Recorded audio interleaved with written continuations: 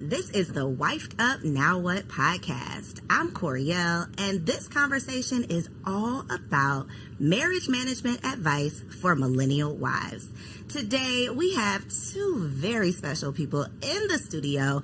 Now, they are near and dear to me personally, but y'all are going to fall in love with them too. Please welcome to the show, the Foresters. We have Dr. Michael and Lorraine in the building. Good morning. Hey, Good morning. Hello. Oh, but I will say one thing though, Yes. Coriel, is that you forgot one piece of it. What did I forget? The one and only, the incomparable Lorraine Forrester. That part. Look, so and Michael. we're already getting some marriage management advice. We're getting a little bit of wisdom within the first few seconds. I mentioned that y'all are near and dear to me because y'all were is it counselors? Premarital counselors. Yes. Okay, premarital counselors, our officiants for our wedding, our post-marital counselors, all of the things. And so I'm always excited whenever I have the opportunity. Well, let me not lie. I was going to say I'm excited when I have the opportunity to talk to y'all. It's usually not very exciting, but I'm excited when I have the opportunity to talk to y'all publicly. Right. When it ain't just about me and my problems. Right. But we're going to talk a little bit about me and my problems today. Okay. Which is what this podcast is all about, though, because we have been led to believe that getting the husband was the hard part. You know, that's the word on the street. It's like single ladies, you got to do 1, 2, 3, 4, 5, 6 to get a man. But what's on the other side of the marriage? That is what this conversation is all about. It's like you've done it, girl. But now that honeymoon is starting to fizzle away and real life starts, real work starts. So I would love for y'all to start by just telling a little bit about your marriage. So how long have you been married? And then talk a little bit about the work that you all do as a couple. And well, I'll just say, to you as well, you guys are very near and dear to our heart as well. Yes, definitely. We consider you to be some of our adopted children. Thank you. You've been adopted into the family. Definitely love you guys. And, Love you too. we definitely appreciate you having us here. Of course. And I think I'm going to defer to my wife because she tells this story so much. Oh my goodness! Well, What story? better than I do. But I will say though that one of the things that I just really cherish. We met 42 years ago, and I was thinking about it this morning. The fact is, and it might even be a little bit shallow, but I remember when I first saw her, that there was something about her. It was her smile and her nose, and I think. Yeah, that sounds kind of weird, right? Hey, but that was something that captivated me from minute one. Yeah. I'm gonna let you go ahead and finish. And he's still got this smile on his face, baby. And he loves to play with my nose. But so we did meet 42 years ago. It was love at first sight. I love the Porsche that he was driving. Okay. No, that's what caught my interest. But initially, I'll say, long story short, it was not love at first sight. He actually went to friend zone for a minute there. And then meeting his family, knowing how he was raised and all of that is what helped me to allow him to be more in my life. Okay. And in my son's life. I had a son who was 1 year old. So long story short, we've been married 38 years. And all of them have been absolutely perfect. I've been the perfect wife. That part. Okay, now the truth. Yes. So there were a lot of things that happened that I did not expect, that he did not expect. I definitely put him on a pedestal. I thought he was so far beyond the average guy, and found out that was not true. Found out that was not true, and which is why we do what we do. We ran into some very difficult times that included my non-negotiables. Yes. Oh my gosh, you just said so much to unpack because I know some of those difficult parts. They don't know some of those difficult parts, but I want to talk through some of them because the expectation that we have when we enter marriage is what leads us astray a lot of times. Not only is it our own personal expectation, sometimes we don't even really know what our expectation is, and then we get there and it's like, well, this ain't what I thought, but I didn't really think about anything. So we don't really know our expectation, and if we don't know it, we can't communicate our expectations so that our partner could actually meet our expectation. Exactly. What do you feel is a realistic expectation for a woman becoming a wife? Like, what should her real expectation be? Because a lot of us enter marriage and it's like, wait a minute, hold on. This ain't what I thought it was. Yeah, there are several things. Number one, expect that things are going to change, period. And all of those ideas about things will ultimately go smoothly because we love each other and we're pretty much on the same page when we say I do. But the reality is, first of all, you need to do premarital counseling before you say I do. And that way, some of the topics will be discussed. So you'll have an idea of what you're getting into. And then once you get into the marriage, to understand that things are not going to always go smoothly.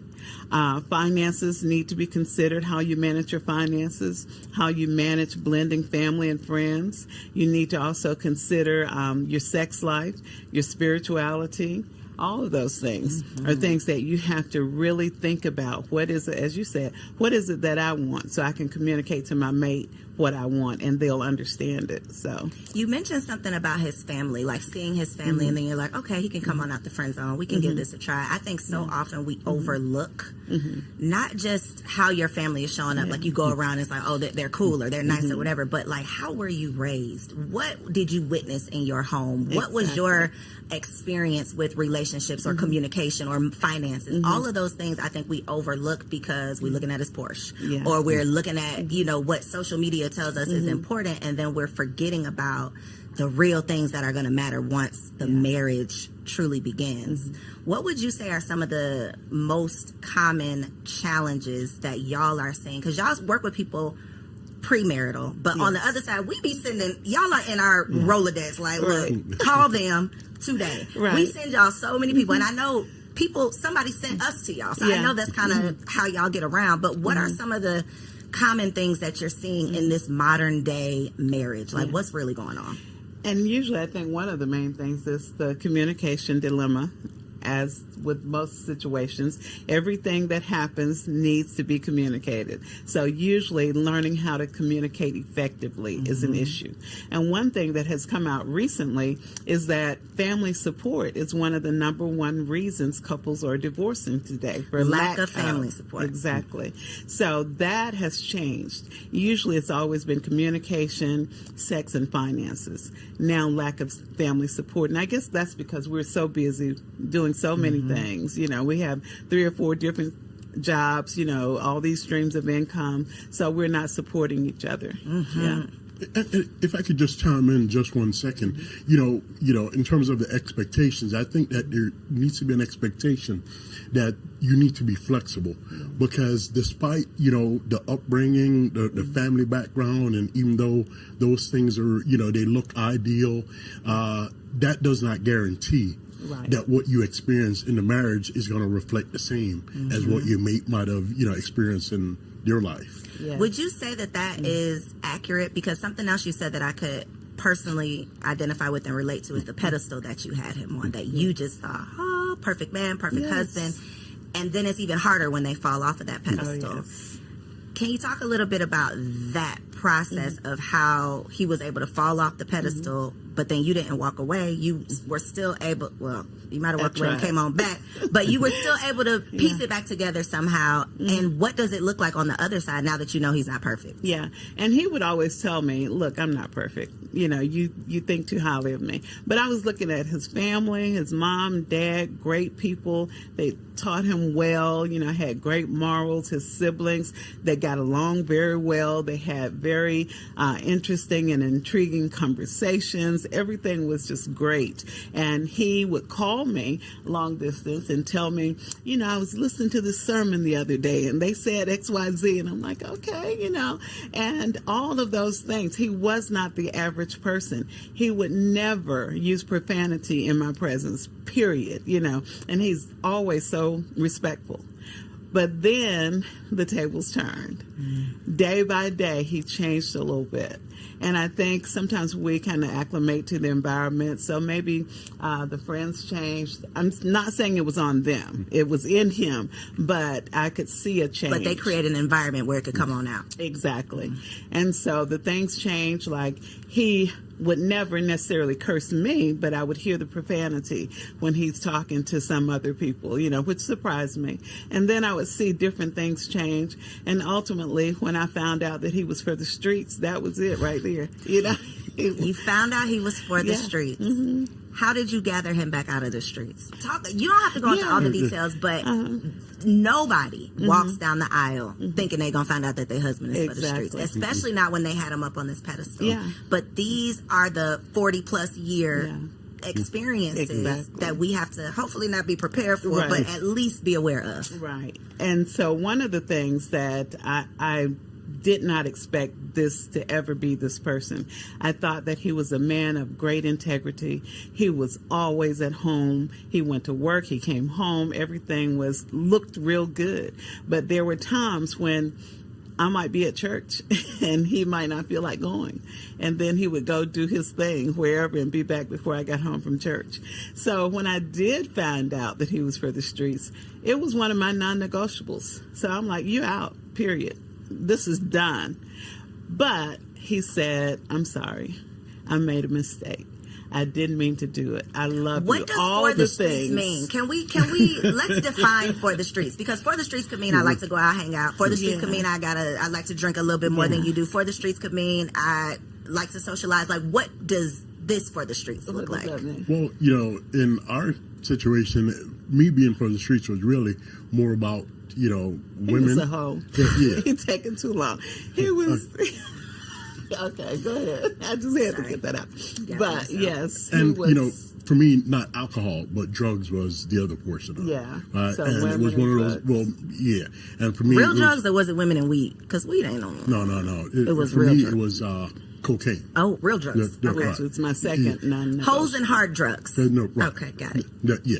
And it was one fueling the other. Did one. Led to the next. Yeah. So it was just this perpetual cycle.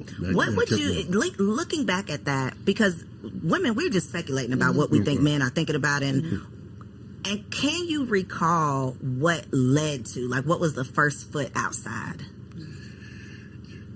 It was ego, really, because to be honest, and this is something when I actually, started, down that road, it was something that was just it was a slow walk. It wasn't something that just all of a sudden, it was, the constant back and forth, the folk making snide remarks or these little suggestive comments. Your wife was? No.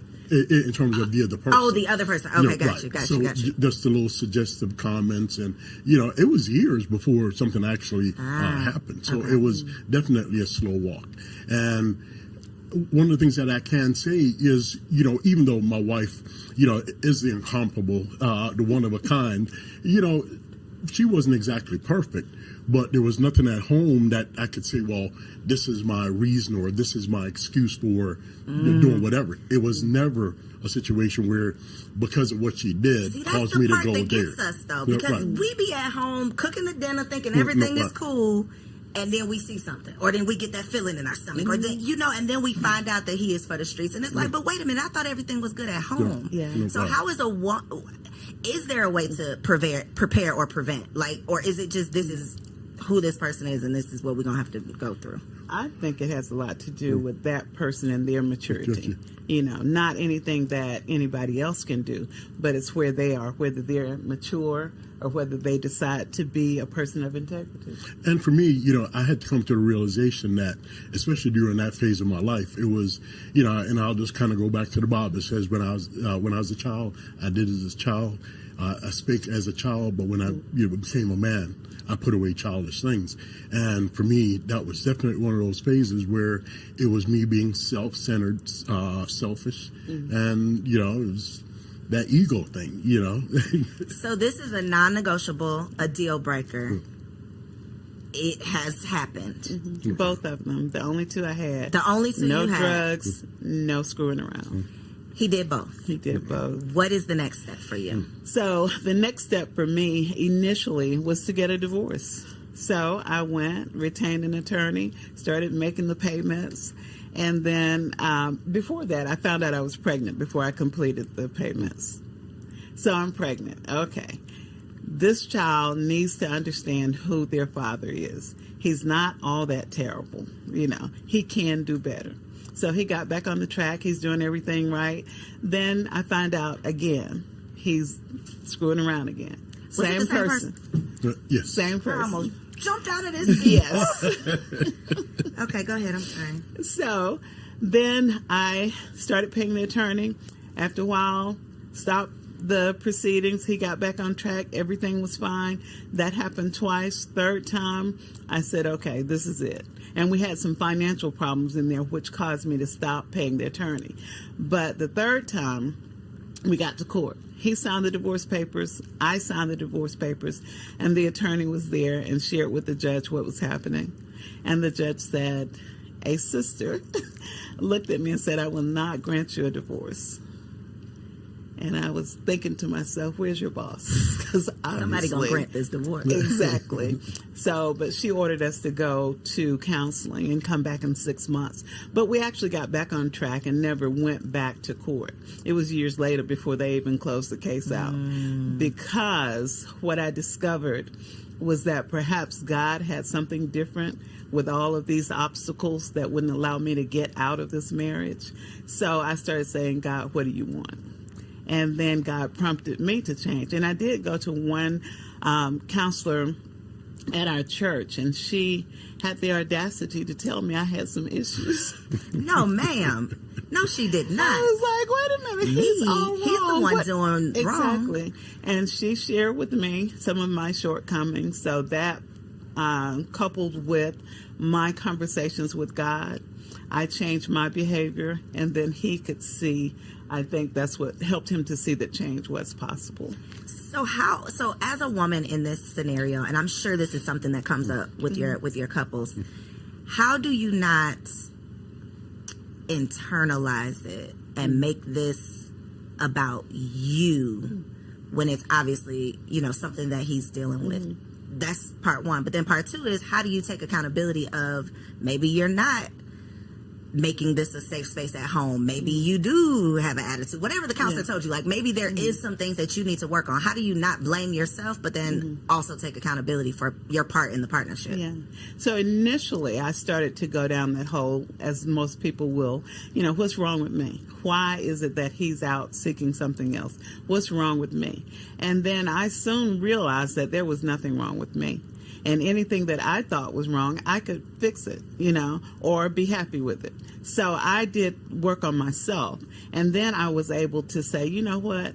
This is his problem. He has the issue, not me. And so with me making the changes, and that's basically what the counselor told me, that I was not making it a comfortable environment at home, because I went from wondering what's my problem to, hey, look, I'm all of that and then some. So you need to recognize. So I had to tone it down a little bit. So there had to be like a happy medium. Right. But really though, in all fairness, if there were some things, in terms of her attitude or whatever, if there was something that's present and prevailing, 9 times out of 10, it was because of something that I did, right? That it wasn't making it a warm and loving environment, creating that space for me, because she was pissed off, probably, right? And then, so, how can I expect for her to be loving and kind if, I'm taking her down this, road, creating all this aggravation and this frustration. This scenario where she can't be peaceful and calm and kind all of the time. So I'm expecting her to take the blame for me stirring the water and, getting things, stirred up. But yet she's supposed to be... Y'all were both playing your parts in it, for sure. Yeah, and it was definitely him. And some people who know me now think, oh, she's a minister. She's always got down on her knees and prayed and everything worked out. Well, when he looked at me, this came to mind.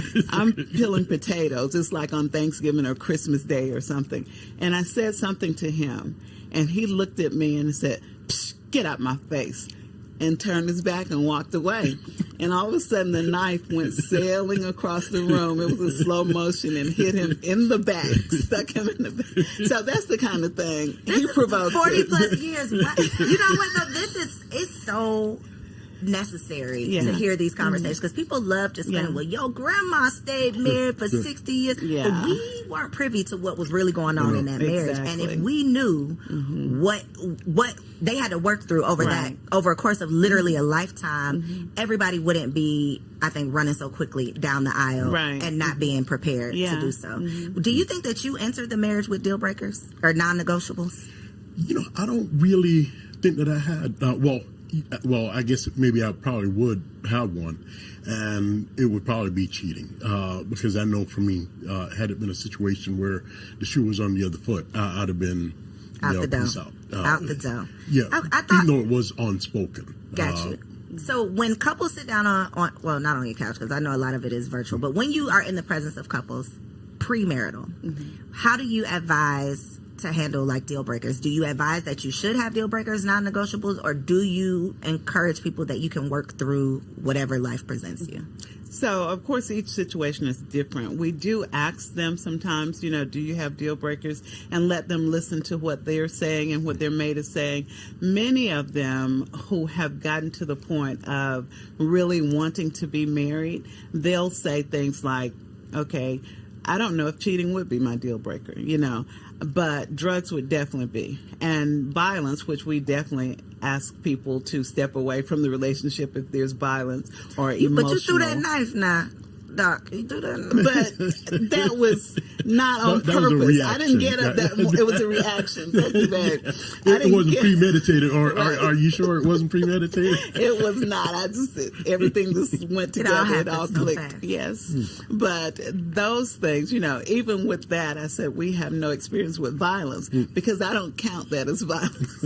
Ma'am. Now, ma'am. When I did it. Okay, gotcha. We don't count. When I did it. Okay. Or the time that I slapped him. So those things, you know. Sometimes a good slapping. No, we do not condone violence. We don't. We do not. No, fellas. Yeah, but you know, sometimes a little yanking. Yeah. Okay, that's interesting because we've had a conversation around deal breakers, and it's usually the wife who has a laundry list of things that they're not going to deal with, and the husband who's like that one thing, like absolutely not. If you step out, I can't get through it. Yeah. In your experience with couples, though, have you had situations where it's been infidelity on the woman's part and they have been able to work through it? Have you witnessed that? We have. He said no. He started shaking his head real quick. Right. We've seen them try, but ultimately it ends in a divorce. Why do you think that is something, you know, well, I believe that it's really biblical, and I associate it, right? Okay. With what I consider the temple experience, right? The inner court, the outer court, and the temple, right?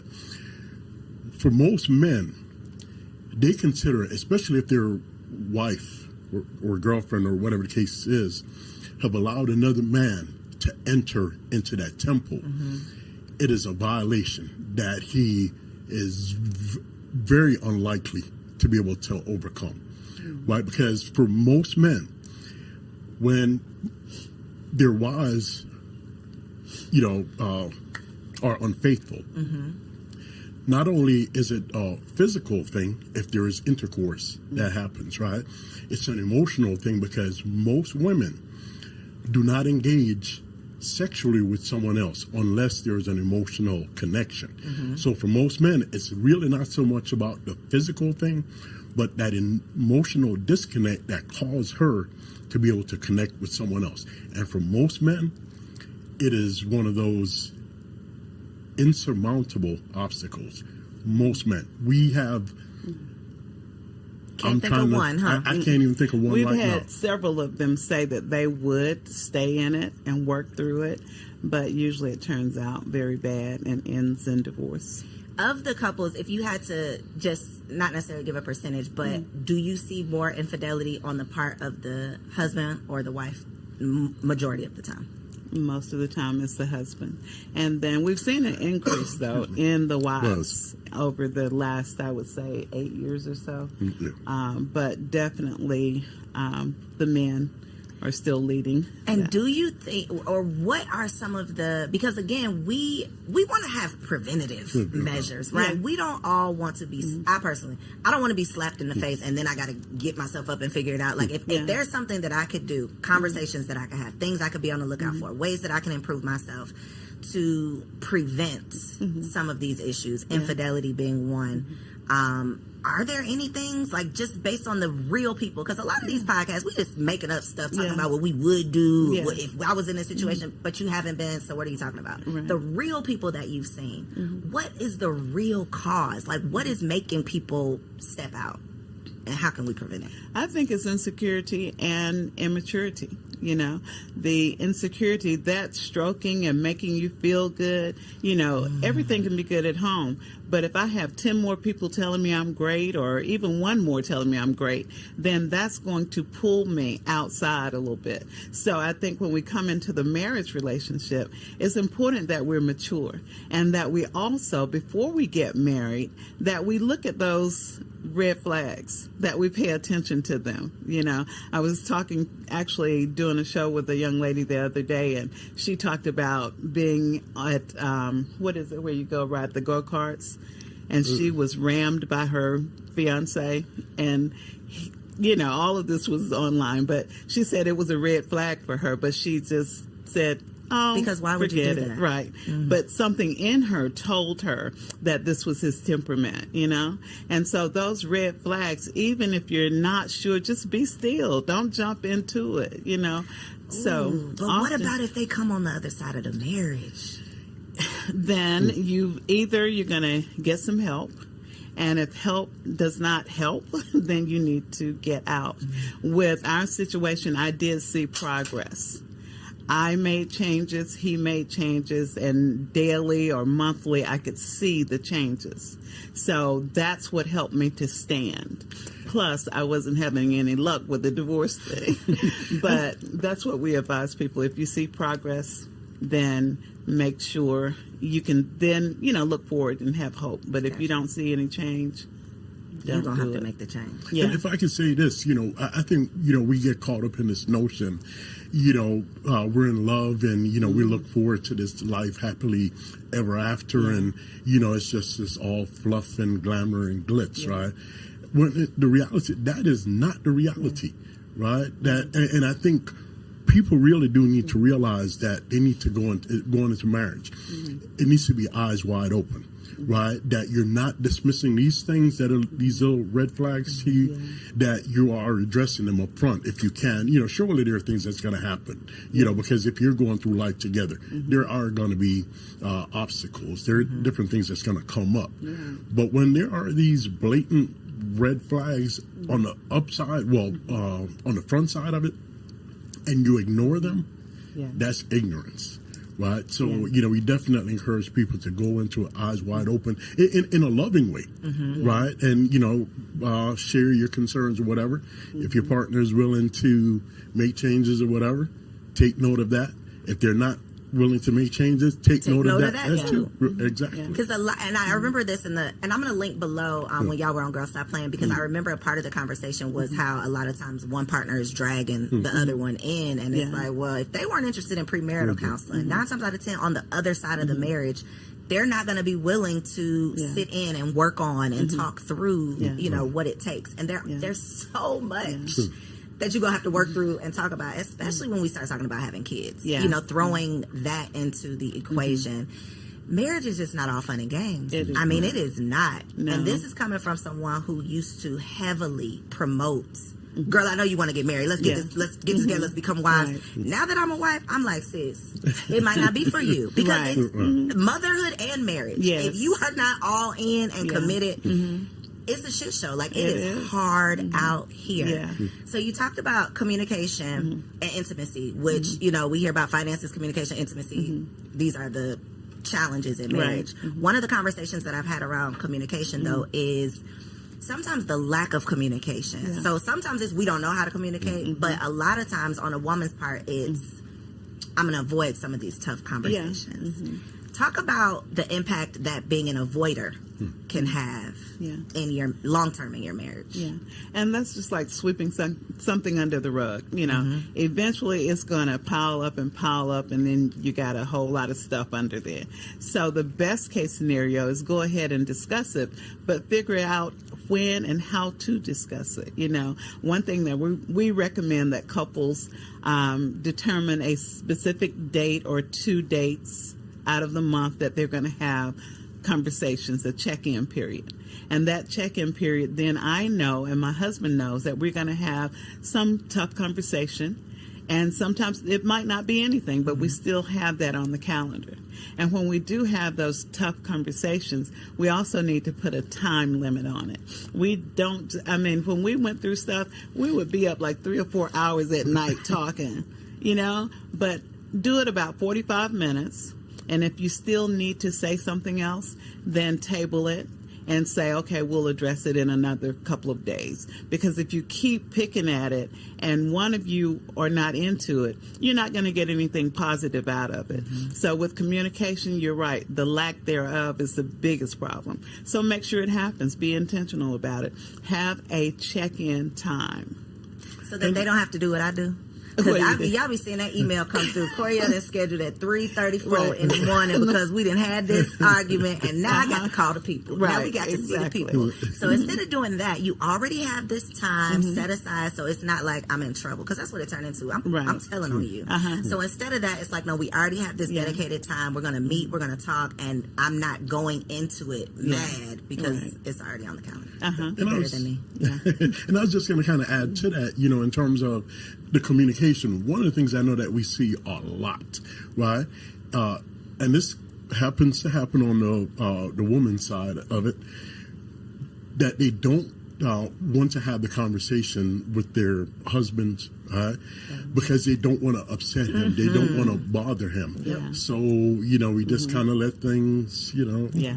Especially early on. You know, how does that work out for you, though? It doesn't. I'm like, girl, be yourself. And then the next thing you know, you have just this major explosion, you know, because things are swept under the rug. Or you turn into like a shell of yourself because you don't want to ruffle any feathers. You don't want him to be. I was literally on the beach, y'all.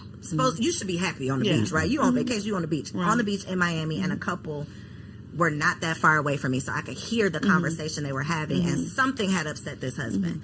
And the wife just kept saying, okay, but baby, you know, I want to have a good day. Like, she was really trying to diffuse it. Okay, well, let's just go to the beach. And he was just mad about whatever it was, to the point where this was like a 30-minute thing. And at the end of the 30 minutes, she's just like, well, I'm just going to go. You know, like, she was just so beaten down. Let's just go to the water. She's like dragging him, trying to hold on to his hand and make him cut to the water. He ends up going back. And it was just such an uncomfortable, awkward thing for me as a stranger to even witness. But I think it was a representation of so many marriages that I don't want to ruffle any feathers. Let me just calm you down. Let me just give you your way. Let me just... And then you end up doing yourself a disservice. How can we avoid that part of it? Is it just being assertive and standing up for yourself, or... And it's like you said at the beginning, first of all, we need to realize, what is it that I'm asking for? Because if I come to you and say, babe, I don't want you to wear blue jeans ever again. And you say, well, I think I want to wear them on Tuesday. And I said, well, okay. You know, I'm not true to myself. I need to come back with some factual information why I don't want you to wear the jeans. And I need to have that already reconciled in my mind before I approach you with that thing, you know. So then I can give you the facts as to why I have this position. And so just a lot of times we see women will say things and then they'll change so fast.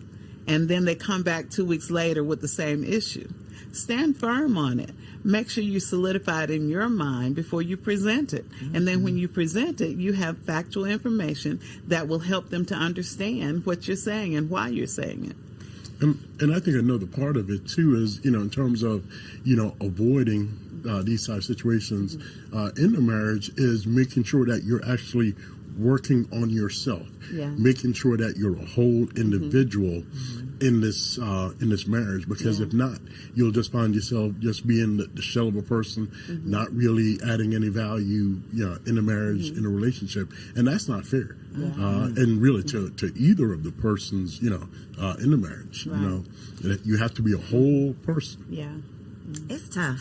It is. Because you become a half of a person real quick. Once you say I do, now you're the wife. Now you're not just the woman, you're the wife. Yeah. You got this whole nother responsibility. And then you become the mother. So now you're like a quarter of who you were. And I think that is where some of those issues come in, because it's like I got to manage all this stuff at home. To your point about the lack of family support, a lot of times the mom becomes the default parent. Now now I'm stressed out. Now I got an attitude when you come through the door. Now we got something else to argue about, and all of that compounds into a tough life. Yeah. And if you are dealing with your own tough life, which most of us don't know how to deal with, we're not communicating to you. You got your own stuff going on. You're seeking whatever you're seeking to try to get through it, and then we got to come see y'all. Yeah, yeah. And scheduling is something that we don't do in marriage. We have businesses, we make appointments, we schedule things. If we schedule things in our marriage, schedule my me time, schedule your time. What about sex? Should we be scheduling sex? Yes, we definitely should schedule sex. We are dealing with multiple streams of income. We're always working. We look up and 2 weeks have passed and we haven't had sex. You're already 6 times down. Dang, so wait a minute. So what's the goal here now? What's the goal? What we going for? It still remains 1, a minimum 2, of 3 times in a Sunday period. It still period. remains a minimum of 3 times. I'm glad y'all said that, because me and Kendrick had a little back and forth about, is it 3 or is it 4? I knew it was 3. I told you it was 3. You said he was going to call you. I know it was 3. Minimum of 3. Well, Kendrick, I think we're going to get you an extra one. Please. He's like, no, because it's supposed to be the majority. I'm like, sir, relax. 3 is good. But seriously, other than lack of intimacy, what are some other, besides scheduling it, like what are some other preventative things that we should be aware of? Like, first 1 to 3 years of marriage, when it comes to intimacy, what is your advice? So women often say, well, I'll do it for him. Okay, he wants this. Sex is a two-way thing. Ultimately, when you get down to it, both of you hopefully are enjoying it.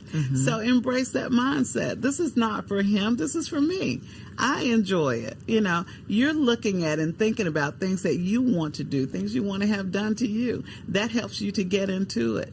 Looking at part of how they do it in the Tantra sex, where you're thinking about it 24/7 and you're psyching yourself up to it. Or you go 3 days with you two touch, kiss, and everything but sex.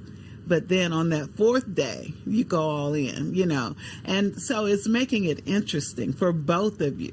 And it's not, there is sex and there's making love, 2 different things. Both of them are necessary. A lot of times women expect making love. I just can't, because we had an argument 5 days ago, so I can't do it. You can. You could just have a little sex. Right, and enjoy it. That part. So if you got an attitude, though, this is the men are from Mars, women are from Venus thing. I could piss him off at 8:05. By 8:07, he ready to go lay down. He is fine. 8:06. Look, 30 seconds later, if he pisses me off at 8:05 a.m., I might still be mad at 8:05 p.m. Like, I might just be coming down at 8:05 p.m.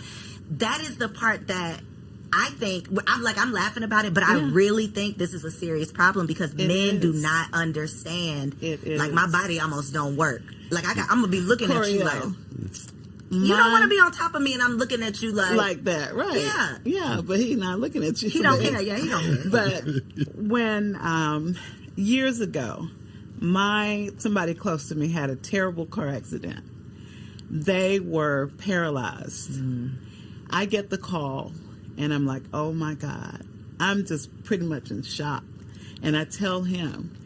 He just starts groping and I'm like, really? And what was your reason for that? He said it always made him feel better. So he thought sex would make me feel better in the moment. I was just trying to play my part. Trying to help her get over this situation. Trying to put her in a better state of mind. Distract you. Let me get your mind off of that. No. Wow. Yeah. Y'all are literally from Mars. Because what? Yes. Okay. That is thank Thank you for saying that because that represents what men, and I don't want to just say like y'all, but y'all brains are literally different. They are wired different from ours, and so that is a perfect example of. They just can't read the room sometimes. Right. But that was, I believe, at that time and at my stage of maturity, that was a legitimate thing for me, in terms of my thinking that this is how can I help my wife in this moment? And that's what I deflected to. I really appreciate you saying that right now, because for most women, we're like, no, hell no, you are crazy. But he was serious. He was serious. Yeah. Okay. I was very offended. I would have been offended too, but that makes it make sense. Yeah. That y'all literally, it's a totally different thing for y'all versus how it is for us. Okay. So put it on the calendar. Yes. Make it do what it do. Okay. All right. The last segment. Well, and let me say a little bit about that too. I'm not saying to women, just he might have totally disrespected you, and you're supposed to go pull your clothes off and be ready for it. I'm saying he should come back and at least apologize, and you should be able to say, well, we can pick this up 2 days from now. We'll talk about this thing. Let's go ahead you just made me and think reunite. Of something. Withholding sex. Talk about that. What comes to mind when I say withholding sex? Because that's a whole thing of like a barter, like a bargaining chip in marriage. Well, let me just start here, and I'm gonna go to the Bible on this one. The Bible says, "Do not withhold from one another, except by mutual consent, and for a predetermined amount of time, so that you don't fall into temptation, because your body no longer only belongs to you, it belongs to your mate." And I'm going to let you go ahead and take it from there. Yes. And that is true. And I have learned that withholding sex is not a good thing, because it really doesn't accomplish anything, but it serves to push the two of you further apart, And the reality is, if he's looking for sex, which most men are not looking to make love, or not always, then he can go and take things in his own hands. He can also go, and that chick who's been looking at him at work, he can go get it anyway, So why not go ahead and do it? It's healthy. Just like if you go walking together, you go running together, having sex helps you in terms of building up your heart rate. It helps you emotionally. It gives you a state of peace, So go ahead and do it. If you want to withhold something, don't fix dinner. Do something else, but don't make yourself do without enjoying sex. And, if I could say this, in terms of men being wired different, I think you did say that word, wired different. Yeah. And it just, came to my mind the fact that for most men we're probably two-way switches, women are three-way switches, and I'll put it like this, because for most men it oftentimes it's just a look or something or a touch that gets us to that point, whereas with women it's three ways. I feel that it's the mind, the heart, and the vagina. If those poles aren't connected, it's not going to happen. So, and I think, we don't want to minimize that part in terms of, saying that, and as we were saying that we shouldn't deprive one another, right? But it does require a little bit more for women. And I think we have to acknowledge that, in terms of for men, that it's not just that on and off switch. And I think those are part of the conversations that have to be had, because as your body changes, as your responsibilities change, as your schedule change, if y'all are not on the same page and committed to the commitment, then I think that could definitely cause some struggles as well. Okay, so we do a segment called Wifey for Lifey. So I want y'all to look in this camera right here, each of you, and just give one piece of advice for a wife in her first year of marriage. Her goal is to be wifey for lifey. She's trying to be 40 plus years in, hopefully more than that. One piece of advice for her to be wifey for lifey right here in this camera. I would say to love yourself. Always make sure you look good, make sure you feel good. People are attracted to confidence, so love yourself. And for me, I would say, remember the covenant. The covenant is really that it's two people entering into an agreement that they're going to achieve a goal, mutual goal together. I love it. Okay, so for the people who need to call y'all, because it's a couple of y'all need to call this camera again and tell them where they can find you online. I know y'all got some events going on, so how can they stay connected with everything y'all got? So definitely you can find us on Instagram. It's ARM, ARM _ Michael and Lorraine. And that's Lorraine with LA because there's nothing low about me. I know that. So Mama knew. Once again, it's ARM _ Michael and Lorraine on Instagram. And then our phone number is 470-403-1584. All right, and we'll make sure that we put all of that in the show notes down below. Thank y'all so much for being here. I know that y'all probably on the floor, your edges sliding back right now. I know.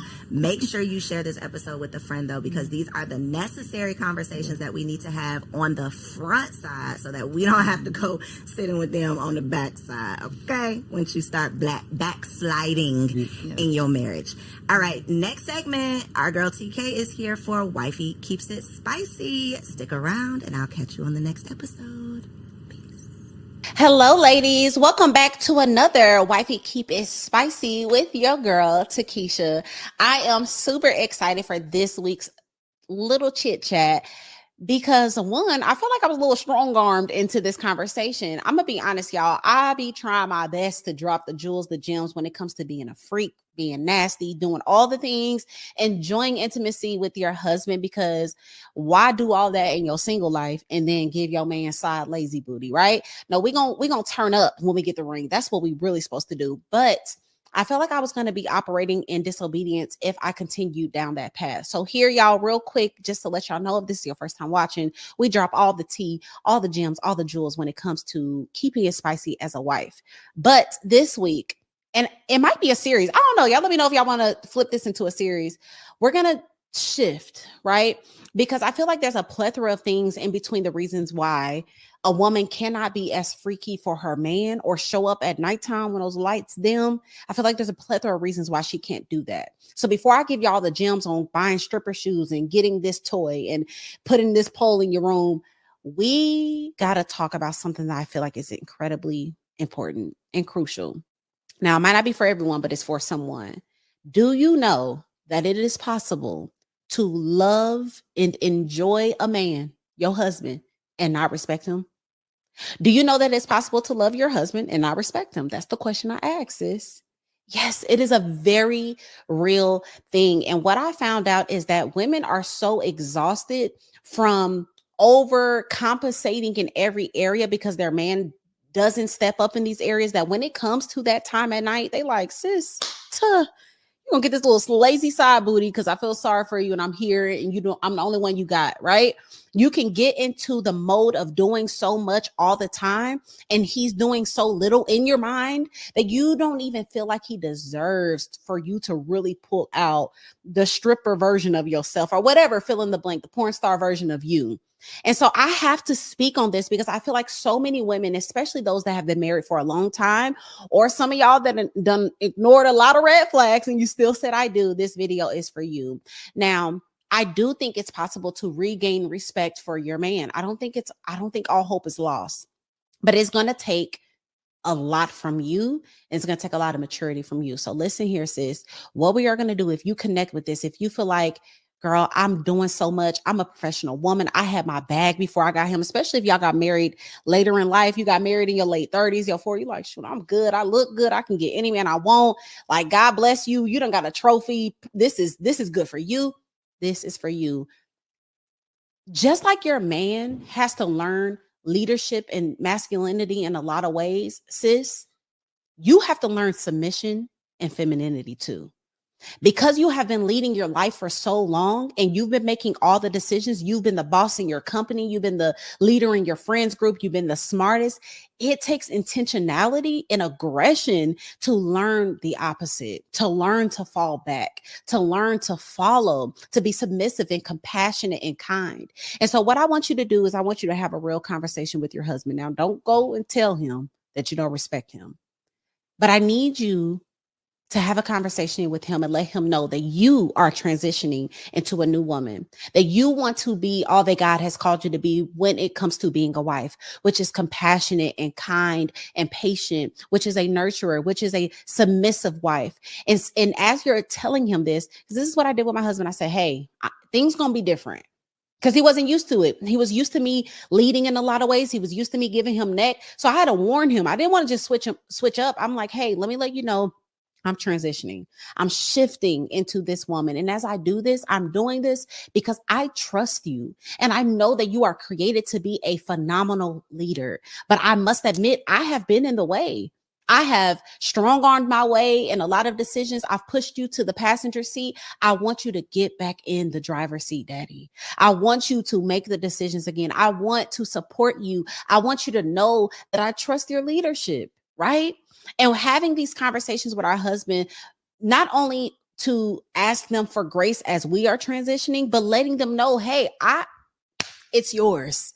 I don't want it anymore. And I promise you, as you see your husband step up more, as you see him making more decisions, as you see him saying, setback, I got this, baby, you're going to want to throw it back at the end of the night. You're going to want to do it well.